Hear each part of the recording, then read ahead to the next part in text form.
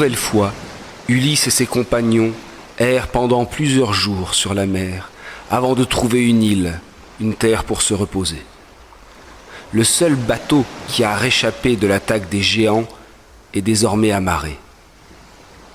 Les survivants, dont Ulysse, descendent à terre et pleurent les compagnons disparus. Après un jour passé à reprendre des forces, Ulysse monte sur une colline voisine pour voir si quelqu'un habite cette île. Il aperçoit au loin un panache de fumée. Ulysse revient alors vers ses compagnons et leur explique ce qu'il vient de voir. Mais les guerriers grecs n'ont aucune envie de partir en exploration. Tous ont bien en tête le terrible affrontement contre les géants. Ulysse décide alors de partager les soldats en 2 groupes. Puis il fait tirer au sort le groupe qui doit partir en exploration et celui qui restera. Le hasard décide ainsi de laisser Ulysse et un groupe de soldats auprès du vaisseau. Le second groupe s'enfonce donc dans les terres et trouve bientôt la maison d'où s'échappe la fumée. La maison est au milieu d'une clairière où des loups et des lions déambulent paisiblement. Ces animaux ne semblent étonnamment pas féroces. Ils n'attaquent pas les Grecs qui peuvent ainsi s'approcher tranquillement de la maison. Un chant féminin et mélodieux s'échappe des murs. Bientôt, une très belle femme vient et ouvre la porte aux voyageurs. Elle les invite à entrer et à venir s'asseoir pour boire un breuvage rafraîchissant. L'un des guerriers, plus prudent et soupçonneux que les autres, reste dans la prairie, alors que ses compagnons entrent, s'assoient, puis boivent le breuvage magique.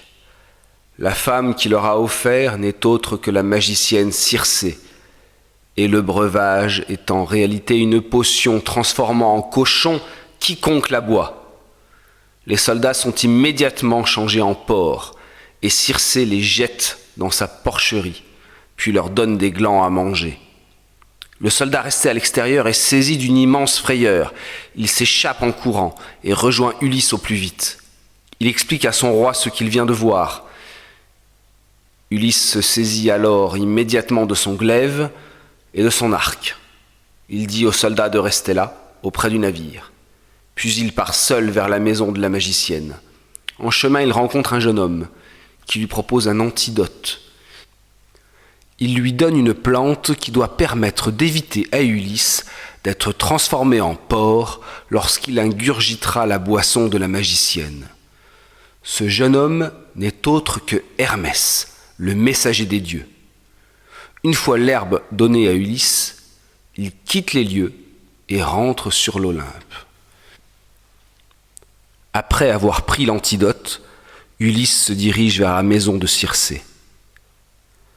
Dès son arrivée, la magicienne l'accueille, le fait asseoir sur un magnifique siège et lui tend le breuvage magique. Ulysse le boit et rien ne se passe. Circé comprend à cet instant qu'elle a affaire à Ulysse. Hermès avait prévenu la magicienne. Un jour, Ulysse, de retour de Troie, s'arrêtera sur l'île, et celui-ci ne sera transformé en porc. Alors, comme pour se racheter, Circé propose à Ulysse des mets délicieux et un bain. Ulysse accepte, mais reste songeur. Circé lui demande alors ce qu'elle peut bien faire pour lui ôter ses pensées noires. Ulysse lui répond que tant que ses compagnons sont transformés en porcs, rien ne pourra le ramener à la joie.